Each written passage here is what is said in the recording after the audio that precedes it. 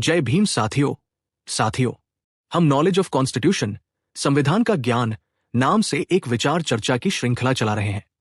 आप अपने चैनल को प्लीज लाइक और सब्सक्राइब करना ना भूलें। इसमें संविधान के अध्याय के हर अनुच्छेद पर विस्तार से चर्चा करते हैं। संविधान का ज्ञान के नाम पर वीडियो बनाकर equality and justice Patiala YouTube channel पर आपके साथ साझा कर चुके हैं। पिछले वीडियो में, जिसमें संविधान के 5वें अध्याय में संसद सदस्यता, योग्यता और सत्र के 24वीं वीडियो 84, 85, 86, 87 और 88 अनुच्छेदों पर चर्चा कर चुके हैं। आज हम इस अध्याय के अंतर्गत आने वाली आगे की 25वीं वीडियो 89, 90, 91, 92, 93 और 94 अनुच्छेदों पर चर्चा करेंगे, जिसमें भारत की संसद के भीतर महत्वपूर्ण नेतृत्व पदों का वर्णन करता है, विशेष रूप से राज्यसभा, उच्च सदन के सभापति और उपसभापति के साथ साथ लोकसभा, निचले सदन के अध्यक्ष और उपाध्यक्ष पर केंद्रित है। जय भीम साथियों, मैं आशा कुमारी चुंबर आज की वीडियो के बारे में आपको चुंबर साहब ने बता ही दिया है कि आज हम संसद के सभापति और अध्यक्ष के कर्तव्य पर बात करेंगे। बता दें कि यह अंश भारत की संसद के भीतर महत्वपूर्ण नेतृत्व पदों का वर्णन करता है, विशेष रूप से राज्यसभा, उच्च सदन के सभापति और उपसभापति के साथ साथ लोकसभा, निचले सदन के अध्यक्ष और उपाध्यक्ष पर केंद्रित है। यह पाठ इन अधिकारियों के चयन की प्रक्रियाओं की रूपरेखा तैयार करता है। यह बताता है कि वे कब पद छोड़ते हैं और त्यागपत्र तथा पद से हटाए जाने के नियमों की व्याख्या करता है। इसमें उन स्थितियों पर भी प्रकाश डाला गया है जहां उपसभापति या कोई अन्य निर्दिष्ट व्यक्ति सभापति के कर्तव्यों का पालन करता है, और यह स्पष्ट किया गया है कि हटाने के प्रस्ताव पर विचार करते समय अध्यक्ष या उपसभापति अध्यक्षता नहीं कर सकते हैं। कुल मिलाकर यह संसदीय कार्यवाही के सुचारू संचालन को सुनिश्चित करने वाले पदानुक्रम और प्रक्रियाओं का विस्तृत विवरण प्रदान करता है। चलो आओ सुने विचार चर्चा। संसद के पदाधिकारी। 89 राज्यसभा के सभापति और उपसभापति। 1. भारत का उपराष्ट्रपति राज्यसभा का पदेन सभापति होगा। 2. राज्यसभा यथाशीघ्र अपने किसी सदस्य को अपना उपसभापति चुनेगी, और जब कभी उपसभापति का पद रिक्त हो, राज्यसभा किसी अन्य सदस्य को अपना उपसभापति चुनेगी। 1. संविधान 16वां संशोधन अधिनियम 1963 की धारा 3 द्वारा 5 अक्टूबर 1963 से प्रतिस्थापित।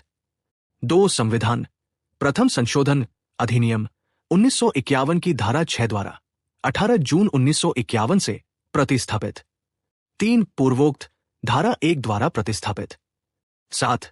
प्रत्येक सत्र के स्थान पर। 4. तथा सदन के अन्य कार्य पर ऐसी चर्चा को वरीयता देने के लिए शब्दों को पूर्वोक्त द्वारा हटा दिया गया। 90. उपसभापति का पद रिक्त होना, त्यागपत्र देना तथा पद से हटाया जाना। राज्यसभा के उपसभापति के रूप में पद धारण करने वाला कोई सदस्य क. यदि वह राज्यसभा का सदस्य नहीं रह जाता है तो अपना पद रिक्त कर देगा। ख. किसी भी समय सभापति को संबोधित अपने हस्ताक्षर सहित लेख द्वारा अपना पद त्याग सकता है। और राज्यसभा के तत्कालीन सभी सदस्यों के बहुमत से पारित राज्यसभा के संकल्प द्वारा अपने पद से हटाया जा सकता है, परंतु खंड ग के प्रयोजन के लिए कोई संकल्प तब तक प्रस्तावित नहीं किया जाएगा जब तक कि संकल्प प्रस्तावित करने के आशय की कम से कम 14 दिन पूर्व सूचना न दी गई हो। 91. उपसभापति या अन्य व्यक्ति की राज्यसभा के पद के कर्तव्यों का पालन करने या सभापति के रूप में कार्य करने की शक्ति। 1. जब सभापति का पद रिक्त हो या किसी अवधि के दौरान जब उपराष्ट्रपति राष्ट्रपति के रूप में कार्य कर रहा हो या उसके कृत्यों का निर्वहन कर रहा हो, तब उस पद के कर्तव्यों का पालन उपसभापति द्वारा, या यदि उपसभापति का पद भी रिक्त हो तो राज्यसभा के ऐसे सदस्य द्वारा किया जाएगा जिसे राष्ट्रपति इस प्रयोजन के लिए नियुक्त करे। 2. राज्यसभा की किसी बैठक से सभापति की अनुपस्थिति में उपसभापति, या यदि वह भी अनुपस्थित हो तो ऐसा व्यक्ति जिसे राज्यसभा की प्रक्रिया के नियमों द्वारा अवधारित किया जाए, या यदि ऐसा कोई व्यक्ति उपस्थित नहीं है तो ऐसा अन्य व्यक्ति जिसे राज्यसभा द्वारा अवधारित किया जाए, सभापति के रूप में कार्य करेगा। 92. जब सभापति या उपसभापति को पद से हटाने का प्रस्ताव विचाराधीन हो, तब उसका पीठासीन न होना। 1. राज्यसभा की किसी बैठक में जब उपराष्ट्रपति को उसके पद से हटाने का कोई संकल्प विचाराधीन हो, तब सभापति, या जब उपसभापति को उसके पद से हटाने का कोई संकल्प विचाराधीन हो, तब उपसभापति उपस्थित होने पर भी पीठासीन नहीं होगा, और अनुच्छेद 91 के खंड 2 के उपबंध ऐसी प्रत्येक बैठक के संबंध में वैसे ही लागू होंगे जैसे वे उस बैठक के संबंध में लागू होते हैं जिसमें से यथास्थिति सभापति या उपसभापति अनुपस्थित हो। 2. जब उपराष्ट्रपति को उसके पद से हटाने का कोई संकल्प राज्यसभा में विचाराधीन हो तब सभापति को राज्यसभा में बोलने और अन्यथा उसकी कार्यवाही में भाग लेने का अधिकार होगा, किंतु अनुच्छेद 100 में किसी बात के होते हुए भी वह ऐसे संकल्प पर या ऐसी कार्यवाही के दौरान किसी अन्य विषय पर मतदान करने का हकदार नहीं होगा। 93 लोकसभा के अध्यक्ष और उपाध्यक्ष। लोकसभा यथाशीघ्र अपने 2 सदस्यों को क्रमशः अध्यक्ष और उपाध्यक्ष चुनेगी और जब भी अध्यक्ष या उपाध्यक्ष का पद रिक्त होता है तो सदन यथास्थिति किसी अन्य सदस्य को अध्यक्ष या उपाध्यक्ष चुनेगा।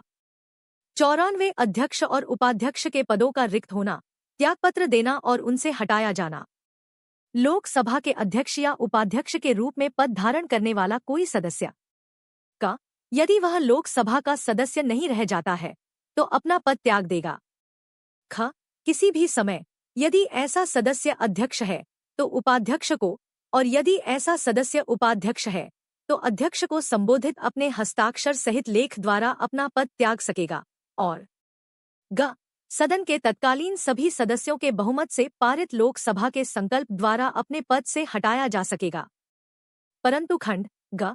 के प्रयोजन के लिए कोई संकल्प तब तक प्रस्तुत नहीं किया जाएगा जब तक कि संकल्प प्रस्तुत करने के आशय की कम से कम 14 दिन पहले सूचना न दी गई हो। परंतु यह भी कि जब कभी लोकसभा विघटित हो तो अध्यक्ष विघटन के पश्चात लोकसभा की प्रथम बैठक से ठीक पहले तक अपना पद रिक्त नहीं करेगा। नमस्कार।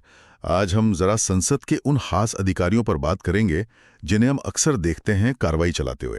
हाँ, मतलब राज्यसभा के सभापति और उपसभापति और लोकसभा के अध्यक्ष और उपाध्यक्ष भी। ये सिर्फ सदन चलाने वाले लोग नहीं हैं, इनकी भूमिकाएं काफी गहरी और महत्वपूर्ण है ना? बिल्कुल।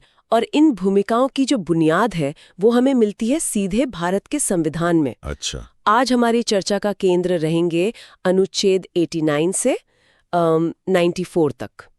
यही अनुच्छेद इन पदों की संरचना, चुनाव और पद मुक्ति की प्रक्रियाओं को तय करते हैं। तो आज हमारी कोशिश यही रहेगी कि इन संवैधानिक प्रावधानों को थोड़ा खंगालें और ये समझें कि भाई ये पद भरे कैसे जाते हैं, कौन चुनता है इन्हें, और किन सूरतों में ये पद खाली हो सकते हैं या इन अधिकारियों को हटाया भी जा सकता है या नहीं। हाँ, मकसद यही है कि इन नियमों के पीछे की जो व्यवस्था है, जो तर्क है, उसे पकड़ा जाए। एकदम सही। तो चलिए इस पड़ताल की शुरुआत करते हैं कि इन अहम पदों पर आने की प्रक्रिया क्या है। राज्यसभा से शुरू करें। हाँ, राज्यों की परिषद, वहाँ सभापति को लेकर एक बहुत ही अनोखी सी व्यवस्था है, सुना है मैंने। हाँ, ये वाकई बहुत विशिष्ट है। देखिए, अनुच्छेद 89(1) साफ कहता है कि भारत के उपराष्ट्रपति राज्यसभा के पदेन सभापति होंगे। पदेन सभापति, ये पदेन या एक्स ऑफिशियो, इसका ठीक मतलब क्या हुआ और इसकी अहमियत क्या है? पदेन का सीधा सा मतलब है कि जो भी व्यक्ति उपराष्ट्रपति का पद संभालेगा वो अपने आप ही, मतलब उस पद पर होने के नाते ही राज्यसभा का सभापति भी बन जाएगा। अच्छा, कोई अलग से चुनाव वगैरह नहीं? राज्यसभा के अंदर कोई अलग चुनाव या नियुक्ति नहीं होती इसके लिए।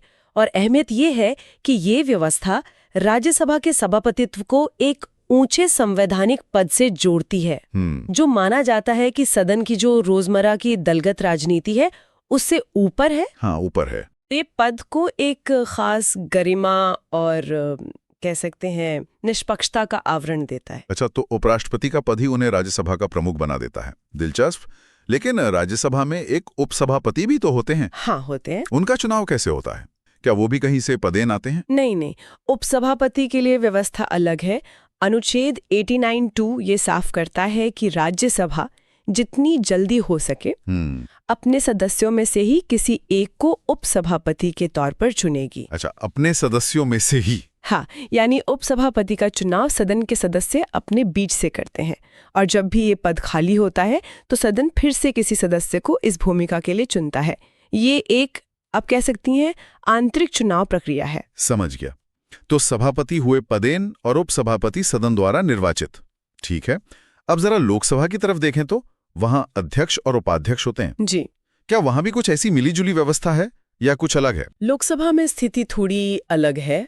वहां अनुच्छेद 93 लागू होता है। अच्छा। वो कहता है कि लोकसभा भी जल्द से जल्द अपने 2 सदस्यों को क्रमशः अध्यक्ष यानी स्पीकर और उपाध्यक्ष यानी डिप्टी स्पीकर चुनेंगी। यहाँ भी चुनेगी? हाँ, यहाँ दोनों ही पदों के लिए चुनाव सदन के सदस्य अपने में से ही करते हैं। अच्छा, दोनों के लिए? जी, जब भी अध्यक्ष या उपाध्यक्ष का पद खाली होगा, सदन फिर से किसी सदस्य को उस पद के लिए चुन लेगा। तो यहाँ आप देखें तो राज्यसभा के उपसभापति जैसी ही प्रक्रिया दोनों पदों के लिए है। मतलब सदस्य अपने बीच से ही चुनते हैं? हाँ। कोई पदेन वाला चक्कर यहाँ नहीं है? नहीं, यहाँ कोई पदेन व्यवस्था नहीं है। समझ गया।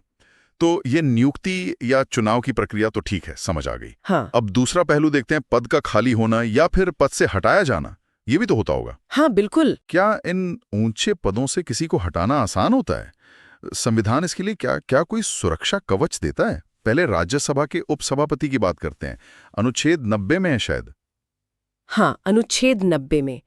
और देखिए, संविधान ने पद से हटाने की प्रक्रिया को काफी सोच समझकर बनाया है, यूं ही नहीं हटाया जा सकता। अच्छा। अनुच्छेद 90 उपसभापति के पद खाली होने की 3 स्थितियां बताता है।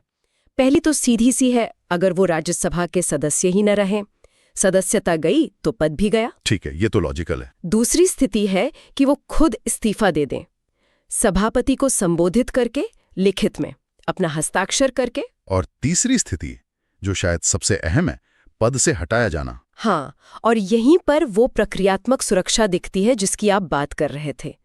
उपसभापति को पद से हटाने के लिए एक संकल्प, मतलब एक रेजोल्यूशन पारित करना होता है। लेकिन ये कोई साधारण बहुमत वाला संकल्प नहीं होता। इसे राज्यसभा के तत्कालीन समस्त सदस्यों के बहुमत से पारित होना चाहिए। तत्कालीन समस्त सदस्यों के बहुमत, इसका क्या मतलब हुआ? Majority of all the then members. हाँ। इसका मतलब है कि सिर्फ उस दिन जितने लोग उपस्थित हैं और वोट कर रहे हैं, उनका बहुमत काफी नहीं है। अच्छा। बल्कि उस समय सदन की जो कुल प्रभावी सदस्य संख्या है, मतलब अगर कुछ सीटें खाली हैं तो उन्हें हटाकर उस संख्या का बहुमत चाहिए। ये एक काफी ऊंची बाधा है, आसान नहीं है इसे पाना। हाँ, ये तो वाकई प्रक्रिया को कठिन बनाता है। सामान्य बहुमत से तो बहुत अलग है ये। क्या कोई और शर्त भी जुड़ी है इसके साथ? बिल्कुल, एक और बहुत महत्वपूर्ण शर्त है। ऐसा कोई भी संकल्प लाने का इरादा जाहिर करने के लिए कम से कम 14 दिन पहले नोटिस देना अनिवार्य है। 14 दिन का पूर्व नोटिस? जी हाँ, ये 14 दिन की पूर्व सूचना उस अधिकारी को, मतलब उपसभापति को, अपना पक्ष रखने का मौका देती है, या फिर सदन को भी गंभीरता से विचार करने का अवसर मिलता है। ये जल्दबाजी में या मनमाने ढंग से हटाने की कोशिशों पर एक तरह का अंकुश है। सही बात है। ये सुरक्षा कवच जरूरी भी है शायद इन पदों के लिए। अच्छा, ये तो हुई उपसभापति की बात। लोकसभा में क्या हाल है? अध्यक्ष और उपाध्यक्ष को हटाने के लिए भी यही सब प्रक्रिया और शर्तें लागू होती हैं। अनुच्छेद 94 में होगा शायद इसका जिक्र। हाँ, अनुच्छेद 94 में लोकसभा अध्यक्ष और उपाध्यक्ष के लिए भी पद खाली होने की लगभग वैसी ही व्यवस्था दी गई है। अगर वो सदन के सदस्य नहीं रहते तो पद छोड़ना होगा। ठीक है। और उन्हें हटाने के लिए भी वही लोकसभा के तत्कालीन समस्त सदस्यों के बहुमत से पारित संकल्प की जरूरत होती है। वही ऊंची बाधा यहाँ भी। हाँ, और यहाँ भी वो 14 दिन की पूर्व सूचना वाली शर्त अनिवार्य है। तो आप कह सकते हैं कि प्रक्रियात्मक सुरक्षा यहाँ भी बराबर ही दी गई है। लेकिन शायद इस्तीफे के मामले में एक छोटा सा दिलचस्प सा अंतर है ना? मैंने कहीं पढ़ा था। हाँ, आपने सही पकड़ा। एक प्रक्रियात्मक अंतर है इस्तीफे में। राज्यसभा में हमने देखा कि उपसभापति अपना इस्तीफा किसको देते हैं? सभापति को, यानी उपराष्ट्रपति को। सही, लेकिन लोकसभा में अध्यक्ष अपना इस्तीफा उपाध्यक्ष को संबोधित करके देते हैं और उपाध्यक्ष अपना इस्तीफा अध्यक्ष को।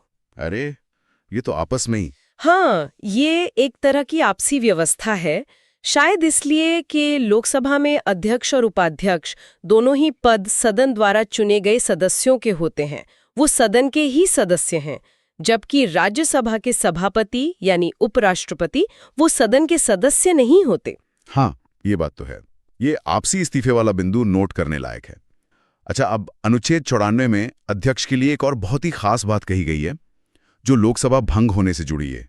वो क्या चीज़ है, जरा विस्तार से बताएंगी? हाँ, ये वाकई एक बहुत महत्वपूर्ण प्रावधान है, अक्सर इस पर ध्यान नहीं जाता। अनुच्छेद 94 का दूसरा परंतुक है, मतलब एक प्रोविजो। वो ये कहता है कि लोकसभा भंग हो जाने पर भी अध्यक्ष तुरंत अपना पद खाली नहीं करते। क्या बात है, लोकसभा भंग हो गई मतलब सदस्य तो तकनीकी रूप से सदस्य नहीं रहे। हाँ, लेकिन अध्यक्ष पद पर बने हुए हैं, क्यों भाई? इसके पीछे क्या सोच हो सकती है? इसके पीछे बहुत गहरा संवैधानिक और प्रशासनिक तर्क है। देखिए, ये सदन की निरंतरता, उसकी कॉन्टिन्यूटी को सुनिश्चित करता है। अच्छा, निरंतरता? भले ही सदस्य बदल जाएं, चुनाव के बाद नए लोग आ जाएं, लेकिन सदन एक संस्था के रूप में तो बना रहता है और अध्यक्ष उस निरंतरता के प्रतीक और एक तरह से कार्यवाहक प्रमुख बने रहते हैं। तो वो क्या करते हैं इस दौरान? वो नई लोकसभा के गठन तक जो भी जरूरी प्रशासनिक कार्य हैं उनको देखते हैं और सबसे महत्वपूर्ण, नई लोकसभा की जो पहली बैठक होती है उसकी अध्यक्षता भी वही करते हैं जब तक कि नए अध्यक्ष का चुनाव न हो जाए। ओह, तो ये एक तरह से शून्य की स्थिति, एक वैक्यूम बनने से बचाता है। ये तो बहुत ही व्यावहारिक और महत्वपूर्ण व्यवस्था निकली। सही बात है। अच्छा, तो हमने ये देख लिया कि पद कैसे मिलते हैं और कैसे छूटते हैं, लेकिन एक सामान्य स्थिति भी तो होती होगी कि जब पद पर बैठा व्यक्ति कार्यवाही का संचालन करने के लिए उपलब्ध ही ना हो। मान लीजिए सभापति या अध्यक्ष किसी दिन अनुपस्थित हैं। हाँ, ये तो अक्सर होता है। इसके लिए भी संविधान में स्पष्ट व्यवस्था है। अनुच्छेद 91 राज्यसभा के बारे में बताता है। क्या कहता है वो? वो कहता है कि अगर सभापति का पद ही खाली है या फिर उपराष्ट्रपति जी राष्ट्रपति के रूप में कार्य कर रहे हैं, ऐसा भी तो हो सकता है। हाँ, हो सकता है। तब उपसभापति जो हैं वो सभापति के कर्तव्यों का पालन करेंगे। ठीक है। और अगर मान लीजिए उपसभापति का पद भी खाली हो, तब? ऐसी स्थिति में राष्ट्रपति द्वारा नियुक्त राज्यसभा का कोई सदस्य ये जिम्मेदारी निभाएगा। राष्ट्रपति नियुक्त करेंगे? जी, उस खास परिस्थिति के लिए। अच्छा, और अगर पद खाली नहीं है, बस सभापति किसी बैठक से अनुपस्थित हैं, एब्सेंट हैं? अगर सभापति किसी बैठक से अनुपस्थित है तो उपसभापति अध्यक्षता करेंगे। ये तो सामान्य सी बात है। और अगर दोनों ही अनुपस्थित हों, सभापति भी और उपसभापति भी? अगर दोनों ही अनुपस्थित है तो फिर सदन की जो प्रक्रिया के नियम है, मतलब रूल्स ऑफ प्रोसीजर, हाँ, होते हैं। उन नियमों द्वारा तय किया गया कोई अन्य सदस्य अध्यक्षता करेगा। और अगर ऐसा कोई सदस्य भी उस समय मौजूद नहीं है तो सदन खुद तय करेगा कि उस बैठक की अध्यक्षता कौन करे। बड़ी विस्तृत व्यवस्था है। हाँ, एक स्पष्ट उत्तराधिकार योजना है। लोकसभा में भी कमोबेश यही होता है। अध्यक्ष की अनुपस्थिति में उपाध्यक्ष और दोनों की अनुपस्थिति में या तो प्रक्रिया के नियमों से तय व्यक्ति या फिर सदन जिसे तय करे वो अध्यक्षता करता है। ये तो हुई सामान्य अनुपस्थिति की बात, लेकिन एक और थोड़ी जटिल स्थिति हो सकती है जब खुद सभापति या उपसभापति को ही हटाने का प्रस्ताव विचाराधीन हो। हाँ, ये पेचीदा स्थिति है। क्या तब भी वो सदन की अध्यक्षता कर सकते हैं अपने ही मामले में? अनुच्छेद 92 शायद इसी पर रोशनी डालता है। बिल्कुल सही। अनुच्छेद 92 एक बहुत महत्वपूर्ण सिद्धांत स्थापित करता है। ये प्राकृतिक न्याय का सिद्धांत है कि कोई भी अपने मामले में जज नहीं हो सकता। नीमो जुडिक्स इन कॉजा सुआ। हाँ, वही। तो जब उपराष्ट्रपति, जो राज्यसभा के सभापति हैं, को हटाने का संकल्प विचाराधीन हो तो वो सदन की अध्यक्षता नहीं कर सकते, भले ही वो उस समय सदन में उपस्थित क्यों ना हो।